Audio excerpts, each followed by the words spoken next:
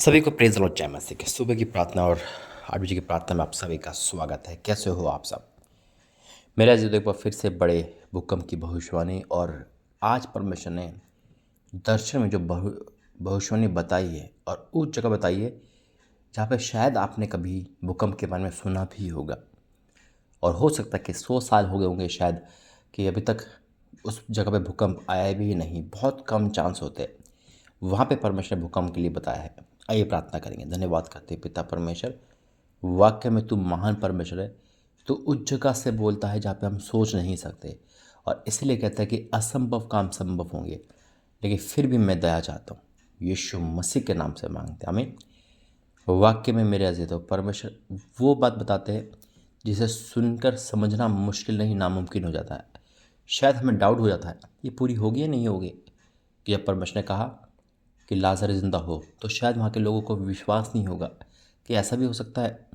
जब परमेश्वर ने कहा कि सारा और अब्राहम के पुत्र उत्पन्न होगा तो नामुमकिन था, क्योंकि इतने बुढ़ापे में संतान होना असंभव है। जब परमेश्वर मूसा मूसा से कहा होगा अपनी लाठी उठा और समुद्र के 2 भाग हो जाएंगे, तो उसने भी सोचा होगा ये असंभव है।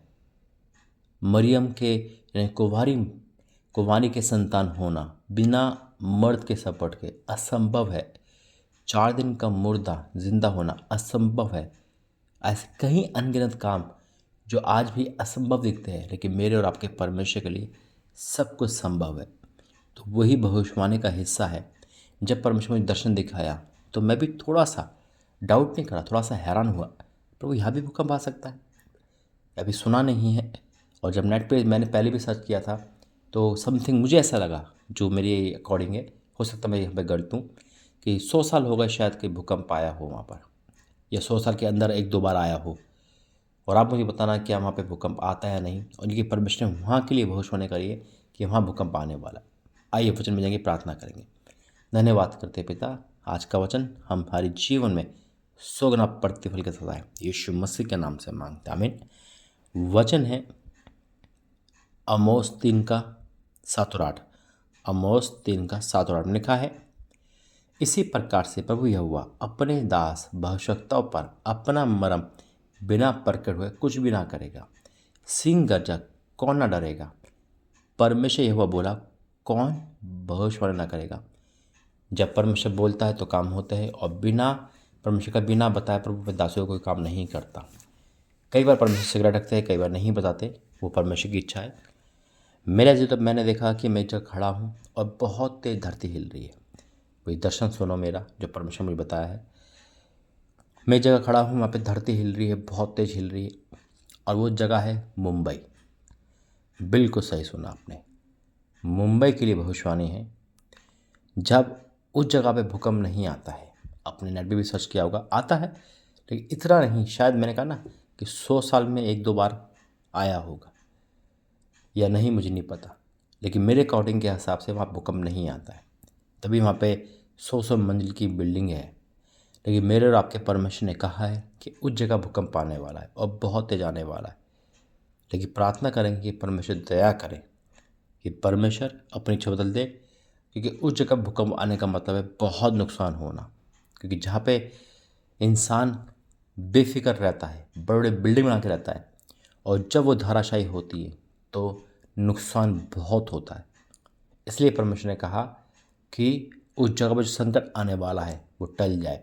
और तभी कारण है कि परमेश्वर मुझे बार बार मुंबई भेजते हैं, ताकि वो जो संकट है, परमेश्वर का जो क्रोध है वो हट जाए और संकट जो है वो टल जाए। और ऐसा होगा, मैं विश्वास करता हूँ। फिर भी मेरी नहीं, हमारी नहीं, सिर्फ परमेश्वर की इच्छा पूरी हो। आइए प्रार्थना करेंगे। धन्यवाद करते पिता परमेश्वर। हाँ मेरे पिता, अभी तक आपने जो बताया है वो हाँ और आमीन के साथ 100% पूरा हुआ है, अनडाउटली पूरा हुआ है। मैं इसका विश्वास से डिक्लेयर करता हूँ। लेकिन फिर भी मैं चाहता हूँ पिता कि आप किसी नुकसान से खुश नहीं हो, आप किसी को मार के खुश नहीं हो, कि आप वो कम बैक करें इसलिए आप खुश हो। आप आने वाली विपत्ति के बारे में इसलिए बताते हो ताकि हम प्रार्थना कर सकें, वो विपत्ति टल जाए और बड़ा नुकसान होने से बचे। तो हम मिलकर प्रार्थना कर रहे हैं, हे परमेश्वर दया कर उस क्षेत्र पे, वहाँ के निवासियों पर, जैसे अपने योना नबी को भेजकर वहाँ के लोगों को बचाया और अपना क्रोध हटाया, उसी प्रकार से आज उस मुंबई शहर को बदल दे, ताकि तेरे नाम की महिमा है। और जो लोग विश्वास में नहीं हैं उनको विश्वास में लेके आ। अगर वह कोई क्राइम, कोई ऐसा गुनाह खता हो रहा तो क्षमा कर और ज्यों का त्यों कर। पिता, मैं यही प्रार्थना करता हूँ कि आपने अभी तक प्रार्थना सुनी है, जैसे अपने योना भेजकर उस जगह को बचाया, ऐसे ही आज इस जगह को बचाओ। ये आपकी वाणी है, क्योंकि आप अपनी इच्छा बदल देते हो, ये मैंने देखा है। फिर भी हमारी नहीं, आपकी इच्छा पूरी हो। इस 8 बजे की प्रार्थना के लिए मैं प्रार्थना करता हूँ, जितने लोग सुन रहे देख रहे, उनके जीवन में अद्भुत कार्य करें, यीशु के सामर्थ्य नाम से, आमीन। हाँ मेरे अजीजों, परमेश्वर का प्रेमियों, परमेश्वर के बेटा बेटियों, ये परमेश्वर की एक बहुत बड़ी खासियत है कि जब हम प्रार्थना करते हैं तो परमेश्वर दरस से भर जाते हैं, दया से भर जाते हैं, और जो परमेश्वर ने हानि की ठानी होती है वो नहीं करते। अपने दास के द्वारा प्रार्थना सुनते, अपने विश्वासियों के घर में जाके प्रार्थना सुनते, यानी कि जो घर में प्रार्थना करते हैं और कोठरी बंद करके प्रार्थना करते हैं, उनका सुधि लेता है। यही कारण है जब परमेश्वर योना नबी को भेजा था और उसके बाद उसे नष्ट नहीं करा, निनवे शहर को बचा लिया। तो उम्मीद है, विश्वास है कि परमेश्वर अपनी इच्छा बदले और मुंबई शहर में अपना दया दिखाए और ये बच जाए। God bless you. प्रभु आपको आशीष दे। आप मुंबई से कमेंट बॉक्स में बताना। जय मसीह की।